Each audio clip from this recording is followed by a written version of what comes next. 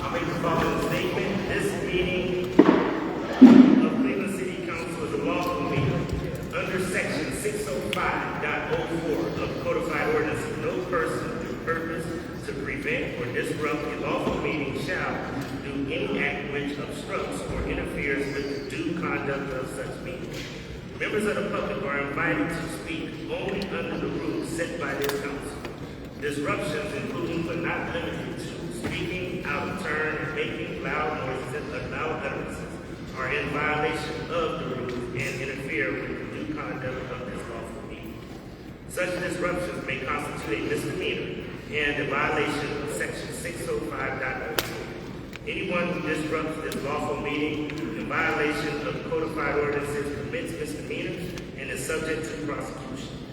The following is the first and only warning. If this meeting is disrupted, I will gavel a halt to the proceedings and direct the assembled officers to escort any person participating in the disruption out of the chamber.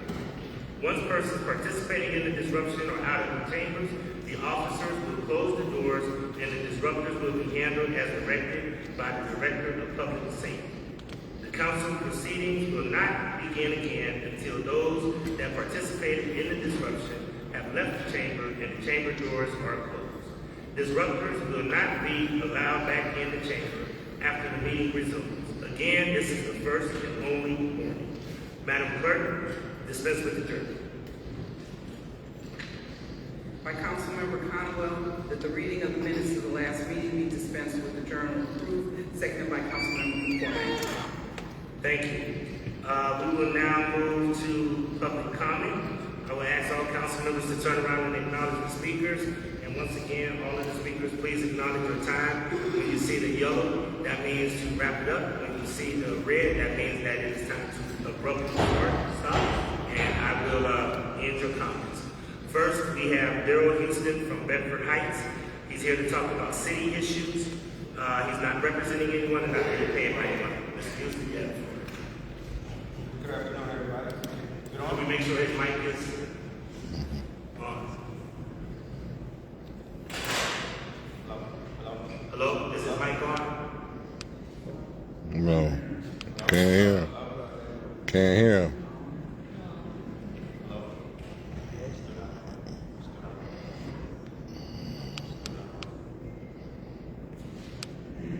All right, speak one more time. Could someone get this mic on? Go on, what we got going on with the mic?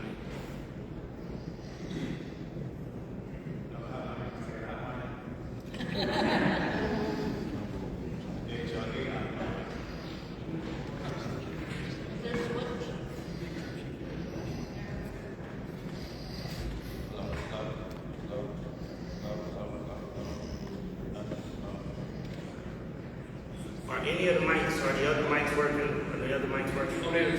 Hello. Okay. In the back, could we test the mic in the back? Mr. Kelly, Mr. Hart. Could we just give them this mic? Or can we just give them this? Is that one working? City, huh? Taxpayers' dollars at the best, huh?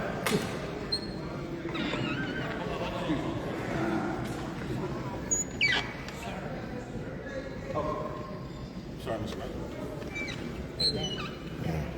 Taxpayers' dollars. Like that. It's a good start. Just hold on for 1 second while we get the mic situation.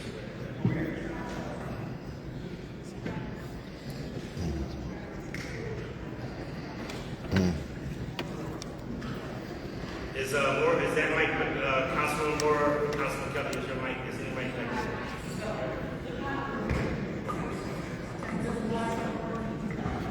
Hello? Hello? All right, say that again, is that? No, I don't have to Still not in? there. There's one there, so I thought this young lady was bringing this one.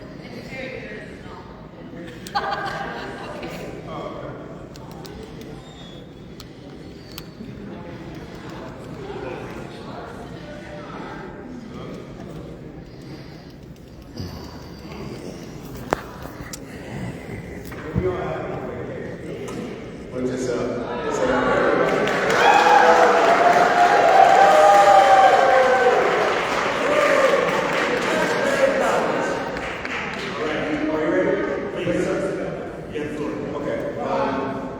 Great. Okay, go ahead. Hope everyone had a great summer. I had a great summer studying what you guys are supposed to be doing down here.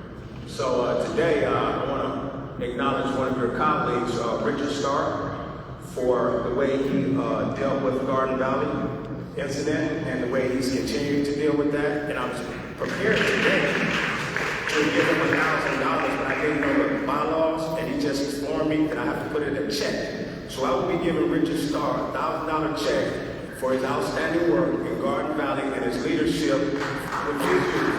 I believe he represents the generation that we stand for today. Okay, so that's part of my statement. The second part of my statement is that I want to go on record, and I want to say that I've been pulling public records, and there's two of your colleagues' records that are terribly incomplete and terribly mismanaged when it comes to taxpayers' dollars, okay? And I'm asking for a formal investigation on these two individuals. If you want me to say their names, I will. I believe they both know who they are, but their public records are trash. They are not following any bylaws, and I cannot track taxpayers' dollars by the way they're turning their paperwork in. I put a formal request in with Mark Griffin for some more paperwork that I'm waiting on right now. But the two gentlemen that I'm talking about is Brian Casey. You don't have an office and you build taxpayers' office supplies. I don't know how you did that, and I want you to explain that. So I want that investigated. Same thing with Michael Pelosi. Everything I read on his public records is incomplete. I can't find what I'm looking for.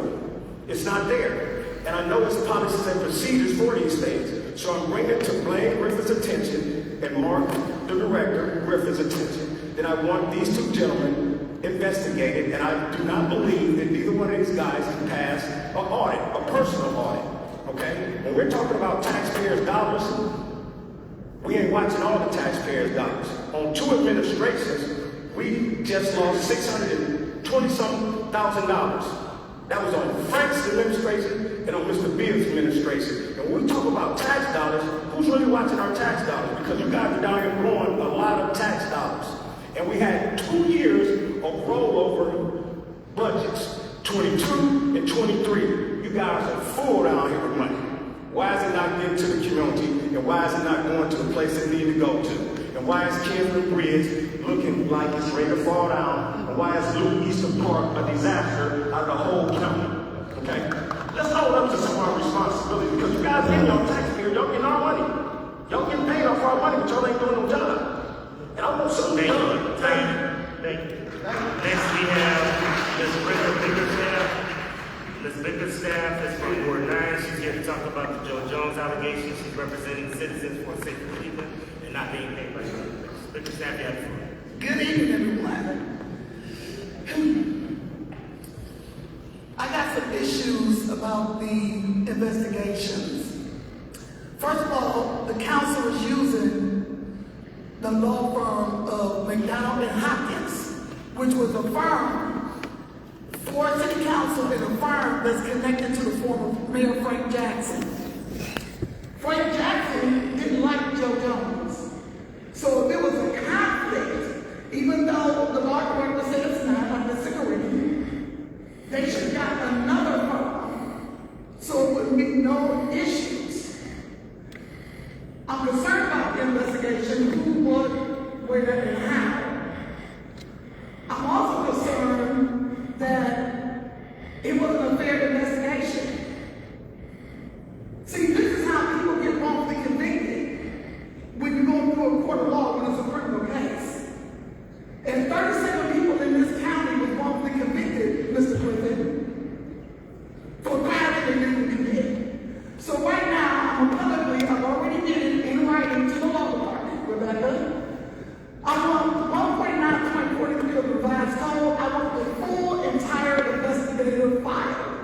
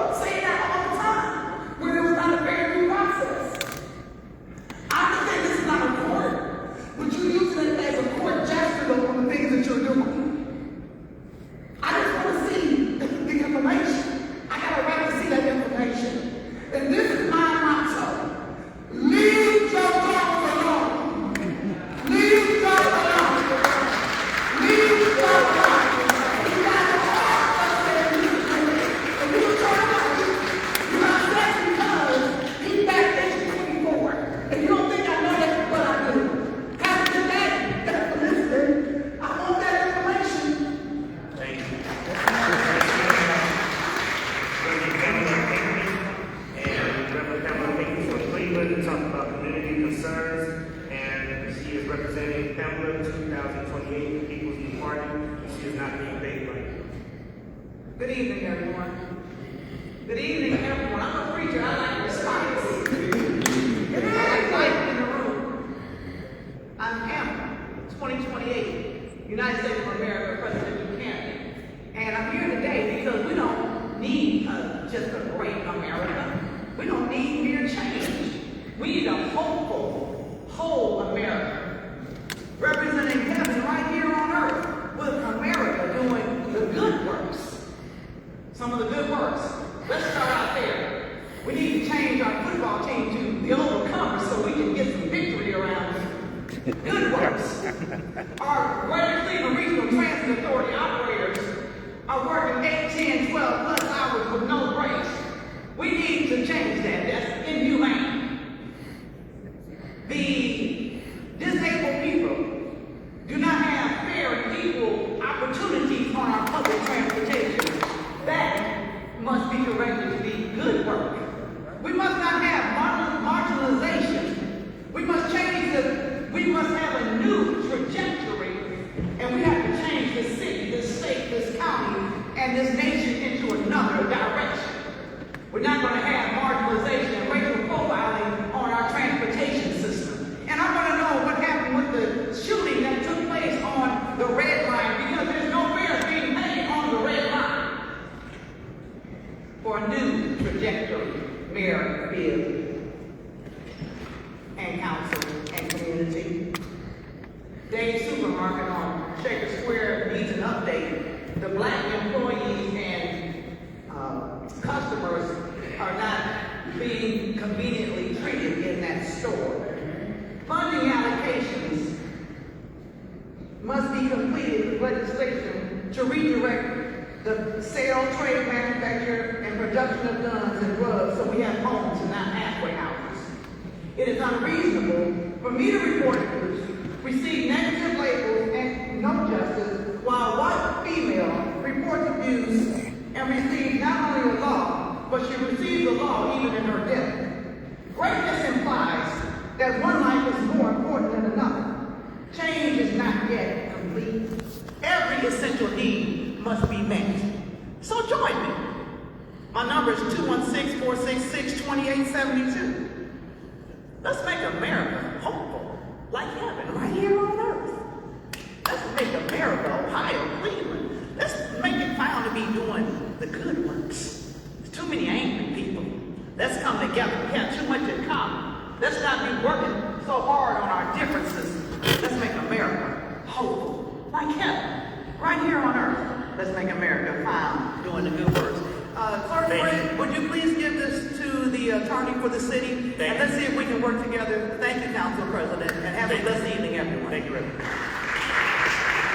Next we have Edward Zajeski from Ohio City. He wants to talk about the West 25th Street bus lanes. He's not representing anyone and not being paid by anyone. Edward, you have the floor. Everyone have a blessed night.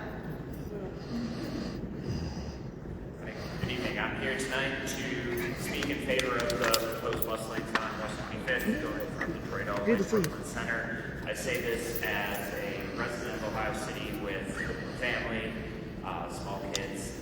I know there has been a lot of discussion about this, and I'm asking the city to prioritize the interests of residents and public transit riders over those of private businesses. The purpose of public transit is to get people where they need to go quickly and efficiently. Prioritizing traffic on West 25th will do that and make the neighborhood safer.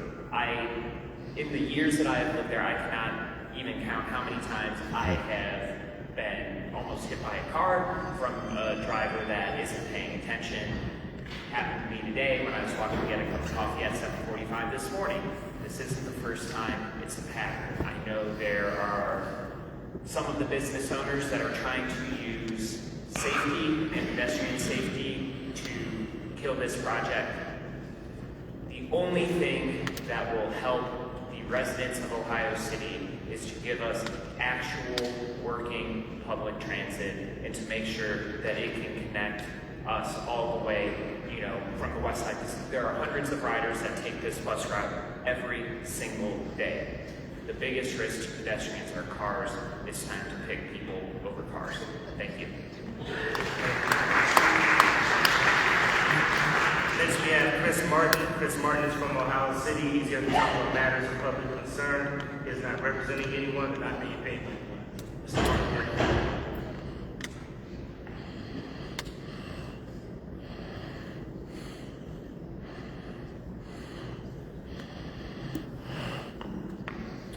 I'm here to talk about power. Hard, soft, monetary, political power. When I ran for my seat on the Central Committee, I introduced myself to my neighbor, Sam McNulty. I think he thought I was cute because I had recently made a rhyming public comment here at this microphone. I thought it was cool that this rich bar owner knew who I was. I'm ashamed to say, in other words, I was enthralled by his power. I kind of imagined all the things I could accomplish if I just had a rich, powerful friend like Sam McNulty. Now, less delusional, I'm here invoking his name as a rich and powerful dick. And he's been trying to swing it around lately to protect street storage for private cars. In other words, he's using his power to protect his class interests at the expense of thousands of working Clevelanders who rely on public transit. I don't believe McNulty's full concern about pedestrian safety. His recent letter to the editor, which opens and closes with a call to preserve street parking, belies his real interest.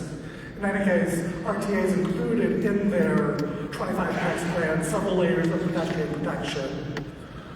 Speaking for myself, I am more hopeful about those measures than I am on continuing to rely on the ludicrous claim that car parking is itself a pedestrian safety measure. Take, for example, the crosswalk at Market Avenue between the Chase Bay Branch and Westside Market.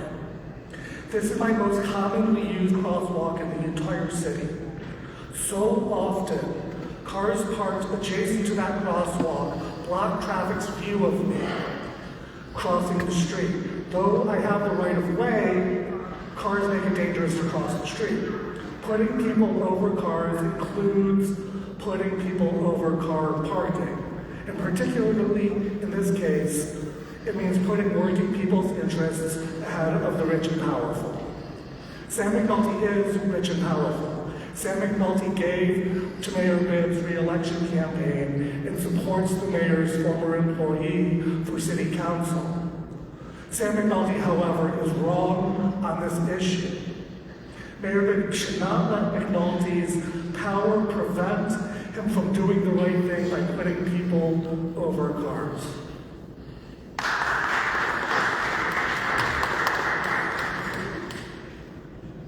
Next we have Diab Issa, Ward 11, to talk about the Madison Avenue and West Boulevard development. And Diab Issa is representing the Coalition for a Better Cleveland and not being paid by anyone. You have the floor, sir. Good evening, council members, Mayor Bibb, and other attendees. My name is Diab, a proud Ward 11 resident, and I hope you all had a great summer. This is definitely an exciting time in local activism and politics. We are really getting into the thick of it now. Let's immediately jump back into where we left off before the summer recess. In regards to the former CVS site on the corner of West Boulevard and Madison Avenue, the state of it's absolutely appalling. This false dichotomy of a gas station versus abandoned building needs to stop, which is thus painting the gas station as a savior to an otherwise abandoned lot. This is not the highest and best use. Pictures and videos do not do it justice. You just have to see it with your own eyes. What needs to be done is simple, with 3 points.